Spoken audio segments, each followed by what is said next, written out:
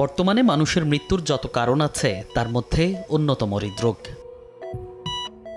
বিশ্ব স্বাস্থ্য সংস্থার হিসেবে বিশ্বে প্রতি বছর 17 মিলিয়নের বেশি মানুষ হৃদরোগে মারা যান। অর্থাৎ বিশ্বে যত মৃত্যু হয় তার 33% মৃত্যুর কারণ হৃদরোগ।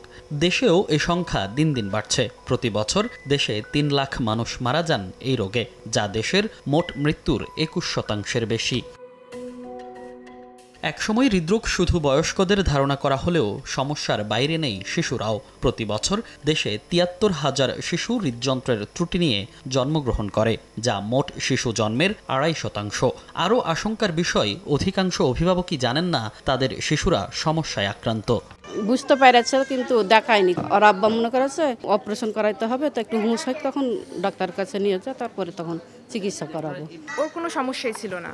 ওর সমস্যার মধ্যে সমস্যা হচ্ছে অন্যান্য বাচ্চাদের মতো ওজনটা বাড়ছিল না। কিছুদিন আগে হচ্ছে জ্বর ছিল, তো জ্বর চলে যাওয়ার পরে হচ্ছে ওর ঠান্ডা লাগে, সেই ঠান্ডাটা সারছিল না। জানতাম এমনি হয়, কিন্তু ওর যে হয়েছে সেটা জানতাম না, এমনি হয় জানতাম। জন্মের পরও ওজন কম হওয়া, শরীর নীল হওয়া সহ কোনো লক্ষণ প্রকাশ পেলেই হৃদরোগের চিকিৎসা নেয়ার পরামর্শ চিকিৎসকদের।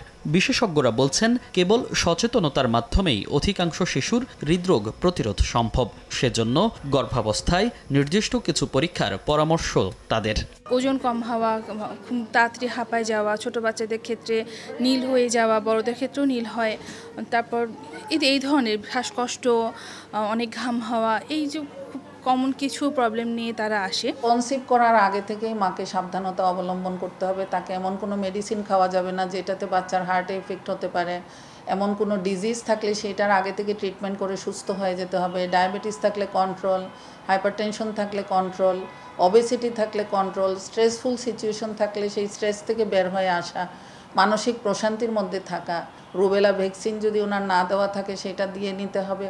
অন্যান্য কোনো ভ্যাকসিন যদি ওনার না দেওয়া থাকে সেগুলি দিয়ে নিতে হবে, এবং সম্পূর্ণ সুস্থ অবস্থায় বাচ্চা নেওয়ার জন্য মানসিকভাবে প্রস্তুত হতে হবে। স্ক্রিনিংটা খুব ইম্পর্ট্যান্ট। নিউবর্ন অবস্থায় আমরা স্ক্রিনিং করতে পারি। সেকেন্ডলি আমরা ওয়েল বেবি ক্লিনিক, যেটা ইমিউনাইজেশনে তো সব বাচ্চারাই যায়। আরেকটা হচ্ছে স্কুল হেলথ, যেটাতে স্কুলে বাচ্চারা ভর্তি হয়, তখন স্কুলে যদি আমরা হেলথ চেক আপ করাই, সেখান থেকে স্ক্রিনিং করে স্টেথোস্কোপ দিয়ে হার্টের মারমার শোনা যায়, সেখান থেকেও কিছু বাচ্চা আইডেন্টিফাই হয়। দেশের শিশু হৃদরোগ চিকিৎসায় যথেষ্ট অগ্রগতি হলেও এখনও সচেতনতার অভাব, বিশেষায়িত চিকিৎসা সুবিধার সীমাবদ্ধতা এবং আর্থিক সক্ষমতার অভাবে অনেক শিশু সঠিক সময়ে চিকিৎসা পায় না। এজন্য সরকারি, বেসরকারি সহ সব পর্যায়ের সমন্বিত সহযোগিতা প্রয়োজন বলে মনে করেন বিশেষজ্ঞরা। মনির হোসাইন, সময় সংবাদ, ঢাকা।